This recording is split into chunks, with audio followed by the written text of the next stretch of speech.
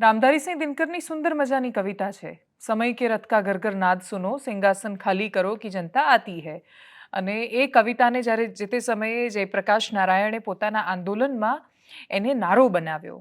પ્રજાએ બૂમ પાડી, જનતા આવી અને પહેલીવાર દેશમાં બિન કોંગ્રેસી સરકાર બની. પણ એ દેશની અંદરનો અલગ માહોલ હતો.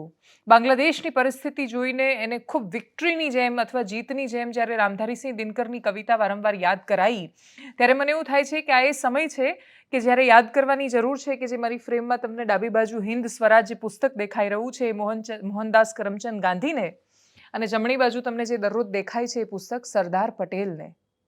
આ એવા મહાનુભાવો છે જેમણે આ દેશને એક બનાવ્યો, અખંડિત બનાવ્યો, તાકાતવાળો બતાવ્યો, અને સૌથી વિશેષ એમણે આઝાદી છીનવી નથી, આઝાદી મેળવી છે, જેના આપણે વર્ષોથી હકદાર હતા. નમસ્કાર, આપની સાથે હું દેવાંશી.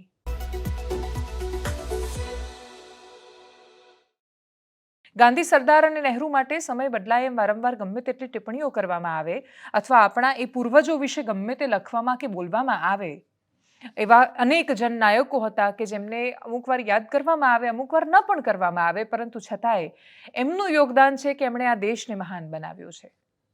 કેમ કે આસપાસના તમે કોઈ પણ દેશ જોઈ લો, આપણા પડોશી દેશોની હાલત જોઈ લો, આખા વિસ્તારમાં ભારત એવો દેશ છે કે જે એકતા અખંડિતતા સાથે ઉન્નતિથી માથું ઉપર રાખીને ઊભો છે. અને એટલા માટે બાંગ્લાદેશની હિંસામાંથી પ્રેરણા લેવાની જરૂર નથી. આપણા દેશમાં કોઈ જગ્યાએ સાવ એવી પરિસ્થિતિ નથી કે તમે એવું વિચારો અને કલ્પના કરવા માંડો અને સોશિયલ મીડિયા પર એવી ટિપ્પણી કરવા માંડો કે તમે આપણા દેશના પ્રધાનમંત્રીની પણ આ જ હાલત કરવા માંગો છો.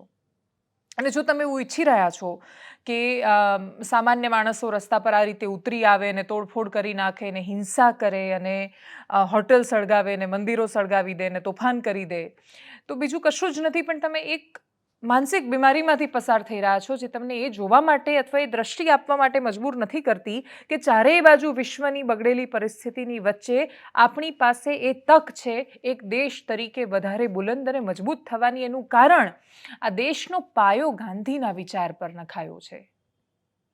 એ પોરબંદરથી નીકળેલા એક વ્યક્તિએ કે બેરિસ્ટર બનીને આવે છે, પણ એક સ્ત્રીના અને બાળકના એણે ન પહેરેલા એ વસ્ત્ર વગરના એમને જુએ છે ને નક્કી કરે છે કે હું મારા કપડાં પણ ત્યાગી દઈશ, અને પછી કોઈને ઝુકાવવા માટે નહીં, સામેવાળાને પણ એ વાતનો અહેસાસ થાય કે ખોટું થઈ રહ્યું છે, એ રીતે આઝાદીની આખી મુહિમ ઉપાડે છે. ગાંધીને તમે માનો કે ન માનો, તમે એમનામાં ભરોસો કરો કે ન કરો, બીજા 10 નથુરામ ગોડસે આવે અને ગાંધીના શારીરિક સ્વરૂપને મારવાની કોશિશ કરે, પણ જે ગોળીઓથી નથી વિંધાતો એ ગાંધી છે. અને એટલે જ આપણા દેશમાં ફરી એકવાર આ દેશ ગાંધીનો દેશ છે એ સંદર્ભે સાબિત થયું કે આટલી બધી ઘટના પછી વિપક્ષે પણ હાવી થવાની જગ્યાએ અને સત્તાએ પણ તો પોતાની તુમાખી દેખાડવાની જગ્યાએ વિદેશ મંત્રી એસ જયશંકરે બંને સદનને સંબોધિત કર્યા, સર્વપક્ષીય બેઠકો કરી અને સર્વપક્ષીય બેઠકમાં એ વાતનો ભરોસો આપ્યો કે સાથે મળીને કામ કરીશું, જે દેશ માટે સારું હોય એ કરીશું. વિપક્ષે પણ સરકારને વખોડવાની જગ્યાએ નાને શું કામ લાવ્યા અને અમે આમ કરી દઈશું કે તે કરી દઈશું એવી સોશિયલ મીડિયાવાળી વાતો કરવાની જગ્યાએ ખૂબ ગંભીરતાથી આખા વિષયને લીધો અને પક્ષ વિપક્ષ સાથે મળીને પડોશી દેશમાં થઈ રહેલી વાતો પર ચિંતા વ્યક્ત કરે અને એમાંથી નીકળવાનો રસ્તો કાઢે. એનાથી સુંદર બીજી કઈ નિશાની હોઈ શકે કે માત્ર એક શરીરને મારવાથી વિચારો નથી મરી શકતા. ગાંધી આજે પણ આ દેશમાં જીવતા છે, જેમણે અહિંસા અને અરાજકતાથી દૂર રહેવું એ આપ્યું છે ખૂનમાં. એમની હયાતીમાં એમના હોવા છતાં આ દેશ જ્યારે ધર્મના આધારે વહેંચાઈ રહ્યો હતો, ભાગલા થઈ રહ્યા હતા, એ પીડા એ પોતે અનુભવી રહ્યા હતા અને આઘાતમાં હતા. અને એટલે જ એવું નથી કે આપણે બસ આમ બધાએ ગાંધીને બસ ઉતારી જ લીધા છે, ગાંધીને તો આપણે જ માર્યા છે, એ વાતને આપણે નકારી નથી શકવાના, પણ છતાંય આપણી લોકશાહીમાં એ જીવે છે. અને એનું સૌથી મોટું ઉદાહરણ અત્યારે સતત સામે આવી રહેલું રાજનીતિક ઘટનાક્રમ છે કે જ્યાં પક્ષ અને વિપક્ષ એકબીજાની સાથે છે. શું કહ્યું વિદેશ મંત્રી એસ જયશંકરે? સાંભળીએ એમને. The situation be diffused through dialogue. Similar urgings were made to various political forces with whom we were in touch. So, despite a Supreme Court judgment on 21 July, there was no let-up in the public agitation. Various decisions and actions taken thereafter only exacerbated the situation. The agitation at this stage coalesced around a one-point agenda that is, that the Prime Minister, Sheikh Hasina, should step down. On 4th August, events took a very serious turn. Attacks on the police, including police stations and government installations, intensified even as overall levels of violence greatly escalated. Properties of individuals associated with the regime were torched across the country. What was particularly worrying was that minorities, their businesses, and temples also came under attack at multiple locations. The full extent of this is still not clear. Sir, on 5th August, demonstrators converged in Dhaka despite the curfew. Our understanding is that after a meeting with leaders of the security establishment, Prime Minister Sheikh Hasina apparently made the decision to resign. At very short notice, she requested approval to come for the moment to India. We simultaneously received a request for flight clearance from Bangladesh authorities. She arrived yesterday evening in Delhi. The situation in Bangladesh, sir, is still evolving. The Army Chief, General Waqar-uz-Zaman, addressed the nation on 5th August. He spoke about assuming responsibility and constituting an interim government. We are in close and continuous touch with the Indian community in Bangladesh through our diplomatic missions. There are an estimated 19,000 Indian nationals there, of which about 9,000 are students. The bulk of the students, however, have already returned to India in the month of July on the advice of the High Commission. In terms of our diplomatic presence, in addition to the High Commission in Dhaka, we have assistant High Commissions in Chittagong, Rajshahi, Khulna, and Sylhet. It is our expectation that the host government will provide the required security protection for these establishments. We look forward to their normal functioning once the situation stabilizes. Chairman, sir, we are also monitoring the situation with regard to the status of minorities. There are reports of initiatives by various groups and organizations to ensure their protection and well-being. We welcome that, but will naturally remain deeply concerned till law and order is visibly restored. Our border guarding forces have also been instructed to be exceptionally alert in view of this complex situation. In the last 24 hours, we have also been in regular touch with the authorities in Dhaka. This is the situation as of now. I seek the understanding and support of the House in regard to sensitive issues regarding an important neighbor on which there has always been strong national consensus. Thank you. બાંગ્લાદેશમાં શું થયું તો સૌથી મહત્વનું નિવેદન સાજીબ વાજેદ જોય કે જે શેખ હસીનાના પુત્ર છે એમણે આપી દીધું છે, જે પ્રાઇમ મિનિસ્ટરના એડવાઇઝર પણ હતા અત્યાર સુધીમાં, અને એમણે કહ્યું છે કે હવે શેખ હસીના ક્યારેય બાંગ્લાદેશની રાજનીતિમાં પરત નહીં ફરે. પ્રશ્ન આવીને ઊભો છે કે તો શેખ હસીના હવે જશે ક્યાં? કેમ કે છેલ્લા 24 કલાક ઉપરાંત સમયથી એ ભારતમાં દિલ્હીથી ખૂબ નજીક આવેલા હિન્ડન એરબેઝ પર છે. સેફ હાઉસમાં કથિત રીતે એમને ત્યાં રાખવામાં આવ્યા છે. 24 કલાક ઉપરનો સમય થઈ ગયો છે અને છતાંય કોઈને નથી ખબર કે શેખ હસીના ક્યાં જશે. એક પછી એક દેશ હાથ ઊંચા કરી રહ્યા છે, કોઈ એમને સ્વીકારવા માટે તૈયાર નથી. અને એમાંય જ્યારે રાજનીતિક શરણની વાત આવે ત્યારે યુકેએ તો ક્લિયરલી એક નિયમ કહીને કહી દીધું કે જ્યારે તમારે રાજકીય શરણ લેવાનું હોય ત્યારે તમે સૌથી પહેલાં સૌથી સુરક્ષિત રીતે જે દેશમાં પહોંચી જાઓ ત્યાં તમને રાજકીય શરણ મળવું જોઈએ. ટૂંકમાં યુકેએ કહી દીધું છે જ્યાં જવાની ઈચ્છા હતી શેખ હસીનાની, તો યુકે અથવા ફિનલેન્ડ એમાંથી કોઈ એક જગ્યાએ જવાની ઈચ્છા એમણે વ્યક્ત કરી છે એવું સામે આવ્યું, પરંતુ કોઈ એવા પ્રત્યુત્તર નથી મળ્યા. દુનિયા જ શીખવે છે કે જ્યારે તમારો ડાઉનફોલ આવે છે ત્યારે કોઈ મોટાભાગે સાથે નથી રહેતું. તો શેખ હસીના યુકેમાં જઈ શકે એવી સંભાવનાઓ હવે શેષ બચી નથી. યુકે પોતાની પરિસ્થિતિ સામે અત્યારે લડી રહ્યું છે. ત્યાંના પ્રધાનમંત્રીની સામે બે બાજુની વાતો કરે છે એવા આરોપો ત્યાંના લોકો લગાવી રહ્યા છે. યુકેમાં રહેતા વર્ષોથી રહેતા ત્યાંના નાગરિકો અને ઘણા બધા ઇસ્લામિક દેશોમાંથી ગયેલા નાગરિકો, એ લોકોની વચ્ચેનો સંઘર્ષ એ ચરમસીમા પર પહોંચ્યો છે કે ત્યાં અતિશય રમખાણો જેવું વાતાવરણ છે. દુનિયાના મોટા ભાગના દેશો ખાસ્સા અશાંત છે અમેરિકામાં ચૂંટણી આવી રહી છે, ત્યાં પણ અલગ સંઘર્ષો ચાલે છે. અમેરિકામાં પણ એક સમય એવો આવ્યો કે જ્યારે લોકો ત્યાં અમેરિકાની સંસદમાં ઘૂસ્યા અને ત્યાં જઈને એમણે તોડફોડ મચાવી દીધી અને એ ભયાનક તોડફોડને બાકીના દ્રશ્યો આપણને જોવા મળ્યા. આપણે મ્યાનમારમાં જોયું, આપણે શ્રીલંકામાં જોયું, આપણે બાંગ્લાદેશમાં જોયું, આપણે અફઘાનિસ્તાનમાં જોયું, પાકિસ્તાનમાં તો આપણે આ જ જોઈ રહ્યા છીએ. વર્ષોથી ત્યાં લોકતંત્ર જેવું કશું બચ્યું નથી. સેના સરકાર ચલાવે છે. બાંગ્લાદેશ પાકિસ્તાનથી મુક્ત થવા માટે આઝાદ થયું અને પછી પોતે બીજું પાકિસ્તાન બની ગયું.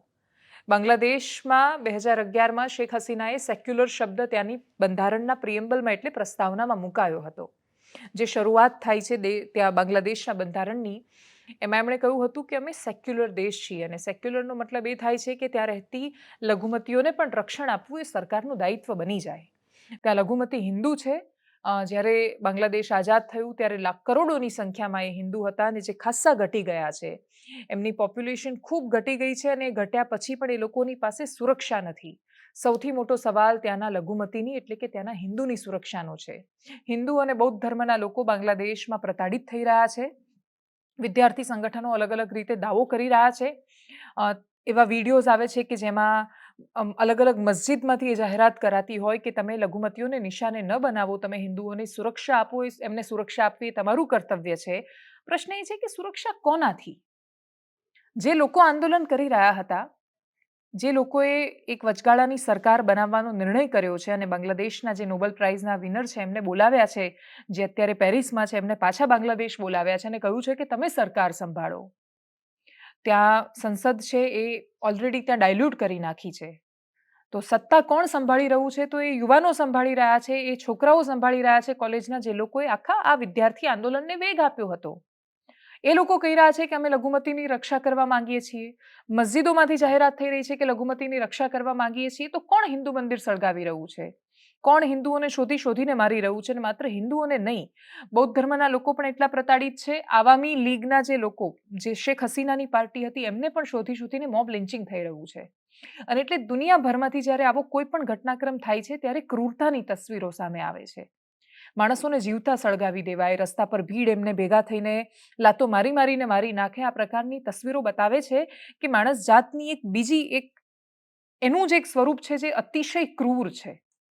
એના મનમાં જે કટ્ટરતા અને નફરત ભેગી થતી જાય છે ક્યારેક આવી રીતે બહાર નીકળે છે. અને એટલે જ બાંગ્લાદેશ આપણો પડોશી રાષ્ટ્ર છે અને આપણે એનાથી એટલા માટે એના વિશે વારંવાર વાત કરવી પડે અને એ વાતને આપણે ઇગ્નોર નહીં કરી શકીએ કેમ કે એનો જન્મ આપણા થકી થયો છે. બાંગ્લાદેશનો જન્મ થયો અથવા બાંગ્લાદેશ મુક્ત થઈ શક્યું પાકિસ્તાનથી એ ભારતના કારણે થયું છે. અને એટલે જે પણ બાંગ્લાદેશમાં થાય છે એની ખાસી અસરો ભારત પર થવાની. ત્યાંથી નીકળતા હિન્દુઓ શરણાર્થીઓ તરીકે ભારતમાં આવવાના અને બાંગ્લાદેશમાંથી નીકળીને લાખોની સંખ્યામાં શરણાર્થી જ્યારે ભારતમાં આવશે ત્યારે આપણા ત્યાં એમના માટે જ એ લઘુમતી છે ત્યાંના, તો આપણે એમને સ્વીકારવાના છીએ. પણ બાકીના લોકો જે ઘૂસણખોરી કરે છે એનું શું? સૌથી મોટું CIA જેવી સંસ્થાઓ પર સતત આરોપ લાગ્યા છે. એ શેખ મુજીબુર રહેમાનની હત્યા થઈ આમના પપ્પાની, શેખ હસીનાના, ત્યારે પણ આરોપ લાગ્યા. એના પછી અત્યારના ઘટનાક્રમમાં પણ આરોપ લાગ્યા કે ફ્રી એન્ડ ફેર ઇલેક્શન કહે છે અમેરિકા કે અમારે બધાએ કરવા જોઈએ, એમ કરીને જગત જમાદાર બનવાનું અથવા ચંચુપાત કરવાનું. અને આખા સાઉથ એશિયાની મોટા ભાગે આ જ હાલત કરી નાખી છે. જ્યારથી અમુક મિડલ ઇસ્ટ કે બાકીના ઘણા બધા દેશોમાં ઓઇલ દેખાયું અને સાઉથ એશિયાનો ઉભરતો પાવર દેખાયો ત્યારથી ડિસ્ટર્બ છે. સતત ગૃહ યુદ્ધોમાં આ બધા દેશ બરબાદ થઈ રહ્યા છે અને જેને મહાસત્તા ટકી રહેવું છે એ દેશો સતત એને કઠપૂતળીની જેમ નચાડે છે. આ બધી પરિસ્થિતિ જાણતા હોવા છતાં જો તમે સોશિયલ મીડિયા પર એ મેસેજ ફોરવર્ડ કરી રહ્યા છો કે જ્યારે વિદ્યાર્થીઓ આંદોલન કરે ત્યારે આ જ હાલત થાય ને દેશના શાસકોને તો આમ જ બતાવવું પડે અને લોકતંત્રને બચાવવાનો એકમાત્ર રસ્તો એ હોય છે કે તમે તાનાશાહોને આ રીતે દેશ છોડવા માટે મજબૂર કરી દો, તો એનાથી નુકસાન ખાલી શેખ હસીનાનું નથી. શેખ હસીના તો ત્યાંથી નીકળી ગયા. શેખ મુજીબુર રહેમાનની ત્યાં મૂર્તિઓ તોડી નાખી, જેને અત્યાર સુધી રાષ્ટ્રપિતા કહેતા હતા. એના માથા પર ચડીને ત્યાંના આંદોલનકારીઓએ, કથિત આંદોલનકારીઓએ પેશાબ કર્યો એમના માથા પર. આ બધી તસવીરો સામે આવી. પ્રધાનમંત્રીના ઘરમાંથી બધું ચોરીને ગયા. પણ શેખ હસીના સુરક્ષિત છે, એ દિલ્હીમાં છે. આવનારા સમયમાં એ બીજે ક્યાંય જવાના છે. વિશેષ નુકસાન એ રાજકીય પરિવારોને નથી થતું, એ વખતે નુકસાન દેશને થાય છે. તમને એવું લાગે છે કે તમે કોઈને બરબાદ કરી રહ્યા છો કે કાઢી રહ્યા છો ને તમે એનાથી દેશને બચાવી લેશો. દેશ એમ બચતો જ નથી. દુનિયાનો ઇતિહાસ અને દુનિયાની ક્રાંતિઓનો ઇતિહાસ કહે છે કે લોહિયાળ ક્રાંતિઓ ક્યારેય સક્સેસફુલ નથી થતી. અને એટલે જ ભારતનો ઇતિહાસ ને ભારતની આઝાદીનો ઇતિહાસ આખી દુનિયામાં અનૂઠો એટલે છે કેમ કે અહીંયા ખૂબ સંઘર્ષો થયા, પરિણામો બહુ જ ખરાબ આવ્યા, પરંતુ છતાંય આપણે અહિંસાના જોર પર સત્યાગ્રહ કરીને આઝાદી મેળવી હતી. અને એટલે એ દેશના વારસદારો જો લોહિયાળ ક્રાંતિઓને, કથિત ક્રાંતિઓને સમર્થન આપવા માંડે તો આપણે વિચારવાનો સમય આવ્યો છે કે આપણા દેશને આપણે ખૂબ બુલંદીથી આગળ લઈ જવાનો છે, ઉન્નતિથી, નહીં કે વર્ષો પાછળ ધકેલી દેવાનો છે અને જાણી જોઈને ધકેલી દેવાનો છે.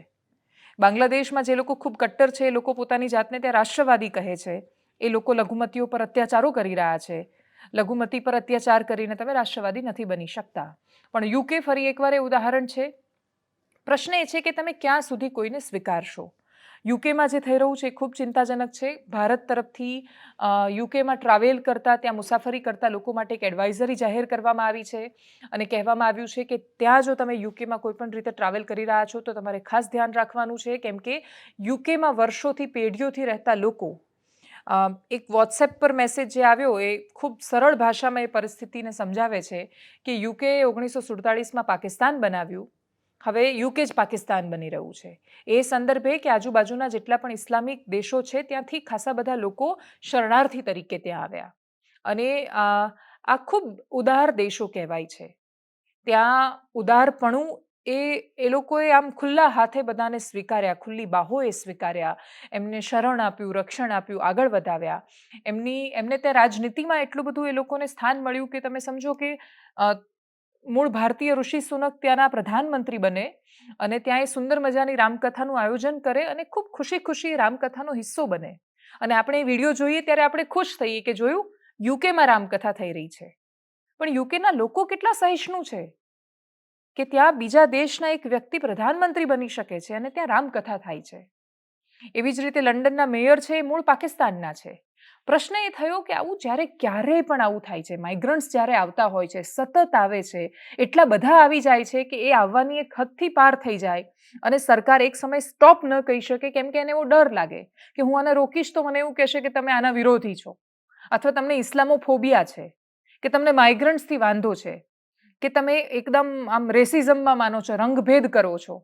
અને એવા કથિત કાલ્પનિક ડરથી ઘણીવાર સત્તાની લાલચમાં પોતાના દેશના હિતને નેતાઓ નથી જોઈ શકતા.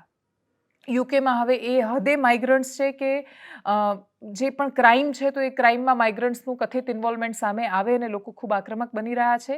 એ આક્રમક થતા લોકોને ત્યાંના લોકો એવું કહી રહ્યા છે કે એક્સ્ટ્રીમિસ્ટ છે, આ કટ્ટરવાદીઓ છે, એ કટ્ટરવાદીઓ હોઈ શકે છે, એમનું વર્તન એવું છે, એ ખોટું જ કરી રહ્યા છે, કોઈને પણ મારવું ને રસ્તા પર એ કરી દેવું, એ કોઈ પણ પ્રકારની હિંસાને કોઈ પણ સંજોગોમાં સમર્થન ન હોય. હિંસા હોય ત્યાં જુઓ ને તો હોય જ નહીં, પણ જો તમારે એને રોકવું છે તો તમારે એના મૂળમાં જવું પડશે. જે યુકેમાં પણ અલ્ટિમેટલી એ જ થઈ રહ્યું છે કે યુકેના પ્રધાનમંત્રી પણ એ લોકોને જ સજાનું એલાન કરી રહ્યા છે. જે લોકો પ્રતિક્રિયા આપી રહ્યા છે, એ ક્રિયા જ્યાંથી શરૂ થાય છે એના પર રોક નથી લાગી રહી. અને એટલે જ આખી દુનિયાના અસ્તવ્યસ્ત માહોલની વચ્ચે ભારતની ઘણી બધી તસવીરો છે જે ખૂબસૂરત છે. ગુજરાતના આંદોલનની વાત કરીએ, વિધાનસભા તરફ કૂચ કરતા યુવાનોને પણ બતાવીએ, એમની વાતોને પણ સાંભળીએ જે વનરક્ષકની પરીક્ષાને લઈને આગળ વધી રહ્યા છે. ગાંધીનગરમાં જે દ્રશ્યો સામે આવ્યા એ ગુજરાતની સરકાર માટે ઘણા બધા દ્રષ્ટિકોણથી અલાર્મ જેવી પરિસ્થિતિ હતી અને એ અલાર્મ 2-3 વાર વગાડીને સૂઈ ગયા પછી પણ આખરે આજે સરકાર જાગી છે. એવું સામે આવ્યું છે કે સરકાર ખૂબ હકારાત્મક રીતે આખી આ વાતને સોલ્વ કરવા માટે, ઉકેલવા માટે હવે તૈયાર થઈ છે. જો કે કેટલાય લોકો એવા છે કે જેમની અટકાયત કરી દેવાઈ છે, અટકાયત કરીને એમને અજ્ઞાત સ્થળે લઈ જવામાં આવ્યા છે, એમના મોબાઈલ જપ્ત કરેલા છે. તો એ લોકોની સાથે શું વર્તન થાય છે એના પર નજર રહેવાની છે. એ તસવીરો જોઈએ જે ગાંધીનગરમાંથી સામે આવી અને એના પછી એ સંવાદોને સાંભળીએ જે એ છોકરાઓ કહી રહ્યા હતા. કાલ સવારના આંદોલન કરીએ છીએ, હજી અમને સરખો ન્યાય નથી મળ્યો. અમારે શું સરકારી તૈયારી સાથે સાથે શું અમારે આંદોલનની તૈયારી કરવાની છે કે અમે આટલી બધી મહેનત કરી છે તો અમને અમારા માર્ક જાણવાનો અધિકાર છે. માર્ક જાહેર કર્યા વગર તમે કોઈનું નામ પીડીએફમાં કઈ રીતે નાખી શકો? અને જ્યારે મેરિટ આવે છે ત્યારે અમારું નામ જ નહીં વધતું. મહેનત કરી છે અમે લોકોએ, તો કેમ નથી આવતું? પછી 8 ગણાને લિસ્ટ જાહેર કર્યો, એના માર્ક જાહેર કરો. 9 તારીખે અમારે 25 ગણાના જાહેર કરો ને સીબીઆરટી રદ કરો અને યુવરાજસિંહને છોડો. તો અમારે જવાબ જોઈએ કે બધાના માર્ક્સ કેટલા છે, અમારા કેટલા છે, નોર્મલાઇઝેશન પહેલાંના, નોર્મલાઇઝેશન પછીના. અમને ડિટેન નથી કર્યા. ના, ડિટેન કરવા આવ્યા હતા પણ અમે અમારી માંગણી રજૂઆત કરી, અમને એટલે વાત કરવા માટે બેઠા ત્યારથી અમે અહીંયા જ છીએ. અમારી માંગો સ્વીકારવામાં ના આવે તો ઉગ્ર પણ થઈ શકે. ક્લાસ 1-2 કરીને અમારે લાખ કે 2.5 લાખ અમારે પગાર નથી કાવી, ઘર ચાલે એના માટે અમે ક્લાસ 3 માં પડ્યા કે 1-2 વર્ષમાં ક્લિયર કરીને અમે નીકળી જઈએ. સાથે એ લોકોના માર્ક્સ બી જાહેર કરો તો અમને ખ્યાલ આવે કે એ લોકોના માર્ક્સ કેટલા છે અને અમે એના પછી અમારું મતલબ વારો આવશે કે નહીં અમારું પ્રેક્ટિકલ માટે, તો અમે તૈયારી ચાલુ રાખીએ ના રાખીએ, અમારા ઓછા માર્ક્સ ફિઝિકલ માટેની પ્રિપરેશન કરીએ ના કરીએ એમ. અમે જેવા વિદ્યાર્થી અંદર જઈએ, 5 વ્યક્તિ જેવા અંદર વાત કરવા જાય ને ત્યારે કંઈક નવું બહાર ગતકડું બહાર PDF યા તો કંઈ રિઝલ્ટનું કંઈ મુદ્દો એવો જાહેર કરી નાખે છે અને બધા વિદ્યાર્થીઓને ગેરમાર્ગે દોરે છે. આટલા ટાઈમથી એ લોકો 2 વર્ષે તો ભરતી લીધી છે, હજુ ટાઈમ પીરિયડ ઉપર ટાઈમ પીરિયડ કાઢે છે અને તારીખો ઉપર તારીખ જ આપે છે, એટલે અમને બિલકુલ વિશ્વાસ નથી એ લોકો. અમે અમારો ટાઈમ ભરી, અમે બધાને પરીક્ષાનો જ્યારે નંબર આવ્યો અલગ અલગ જિલ્લામાં આવ્યો હતો, કોઈ ઘર આગળ કોઈનો નંબર નહોતો, બધા ભાડું ભરી ધક્કા ખાઈ ટાઈમ બગાડીને જ ગયા હતા. દરેકે પોતાનો ટાઈમ બગાડતો, એમને 5 મિનિટ આપવામાં શું વાંધો, એમને ખાલી 5 મિનિટ જવાબ આપવો તો અમને 5 મિનિટ વિદ્યાર્થી અંદર મળવા ગયા હતા, એમને જવાબ આપવામાં શું વાંધો હતો, એ જવાબ આપવા આવવા તૈયાર નથી. તો એ લોકો તારીખ પર તારીખ આપી રહ્યા છે, ત્યારે જઈને વિદ્યાર્થીઓ અહીંયા આવ્યા છે એમની માંગણી પૂરી કરો. પ્રકૃતિનું રક્ષણ કરવાનું છે, અમારે એનું ભક્ષણ નથી કરવાનું. આ લોકો અમારી સીટનું ભક્ષણ કરે છે. પૈસાનું લિસ્ટ જાહેર કરી નાખે કે ભાઈ આ પ્રાઇસ છે, જેને જે સીટ લેવી હોય આટલો ભાવ, જે કેપેબલ હોય એ આવી જાય, એટલો પૈસા આપે અને સીટ લઈ જાય. એ પ્રમાણે સમજણ પડે ત્યારથી જ અમે કમાવાનું ચાલુ કરી દઈએ ને તમે જે પૈસા બોલશો અમે આપી દેશું. છોકરાઓને પણ ગ્રાઉન્ડ ઉપર દોડી મેડમ પગના ઘૂંટણીઓ ઘસાઈ ગઈ છે. અત્યારે કોઈ ગ્રાઉન્ડ પર દેખાતું નથી. જ્યારથી આ લિસ્ટ જાહેર થયું ત્યારથી કોઈ છોકરા ગ્રાઉન્ડ ઉપર જતા નથી.